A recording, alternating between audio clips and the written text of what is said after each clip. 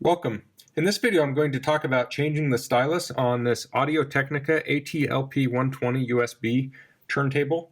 So the other day I was playing a record and it skipped a few times, so I figured I'd just clean the stylus, and I noticed it was bent, and I don't know when it got bent or why, but I ordered a replacement on Amazon, and I'll put a link in the description to this and the other products that I use in this video, and if you buy through those links it helps me out a bit and doesn't cost you anything extra. So I ordered a new stylus. I got the ATN95E. So some people would replace this whole thing. I'm not an audiophile. I just like to listen to records. Usually around the holidays we listen to records a lot. But to take this off, we turn this here. And if you put it together, you'll know how to take it off. But take it off and you can get this whole thing off here. And I'll take the cover off the stylus. And you can see here how it's bent to the side a little bit. So I ordered a replacement. It's an identical stylus here.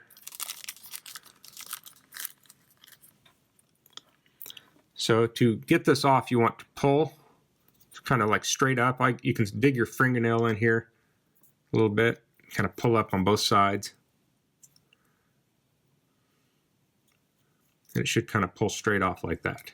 And then the new one will go right in place. So you can press that in. And then we'll stick that on here.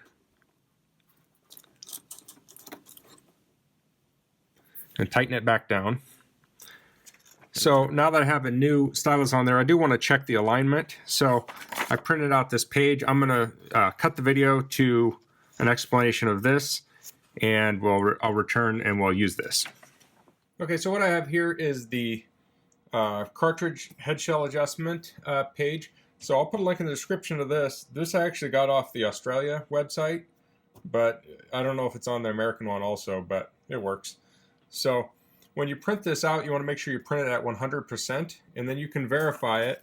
So I'll use a digital caliper here, and it says 60.325, so I'll adjust this to 60.325, and that's pretty close.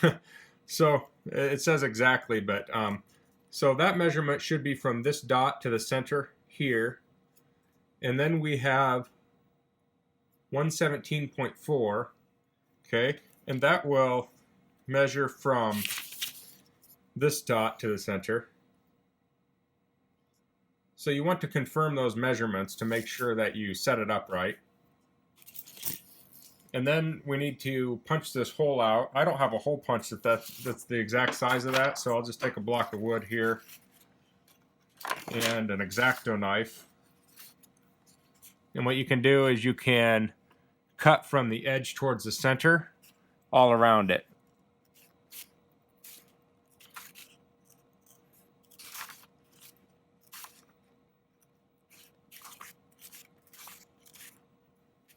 Okay, so I cut this here. I mean, it doesn't look perfect, but you know, I cut it kind of like a pizza, but I always started at the outside edge and pulled towards the center. So all of these cuts start at the very outside edge, so this will slip right over that and it should be centered. Next thing I do is I take some packing tape here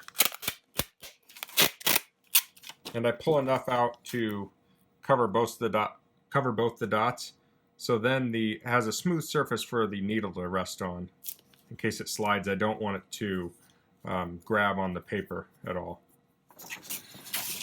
So you can see all my little cuts here. When I stick that on here, it should center up perfectly. So I'll get in on that a little bit. You see, since I started all the cuts from the outside, it centered it very well. So to check the alignment, I need to take the cover off, and I will pull this lever down and loosen it up so I can move the arm out here. And I want to check that this lines up on both of these dots here. So I'll put it on the first dot. Okay, so we see here it's not quite lined up perfect. It's kind of hard to show on video exactly how this is lining up, but I'll move it to this one and see how it looks there too.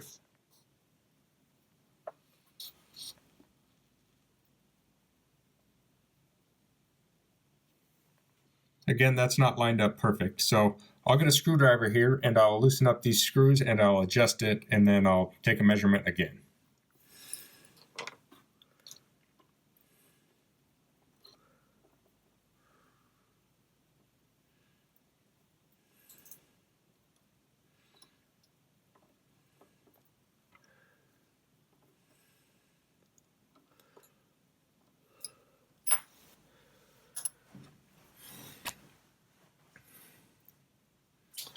Okay, I had to look around for screwdrivers, and it seems like this jeweler's screwdriver works, although the only one I have that fits that size is kind of chipped there. But it seems to be working.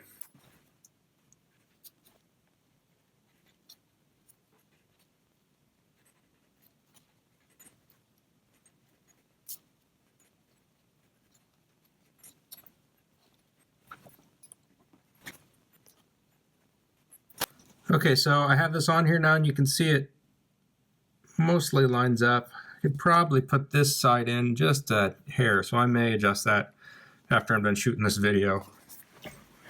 And then if we move it over to the other position, we look there, and it's lined up there too. Like I said, I can probably move this side in just a tiny, tiny bit.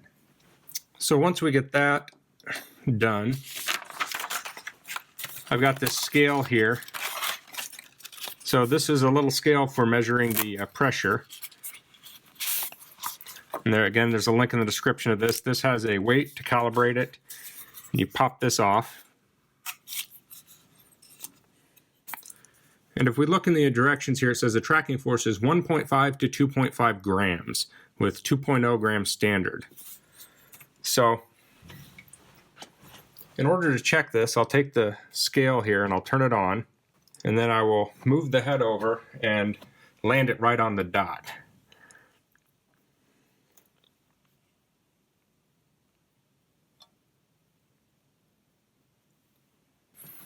So we're at 2.35. I'm okay with that.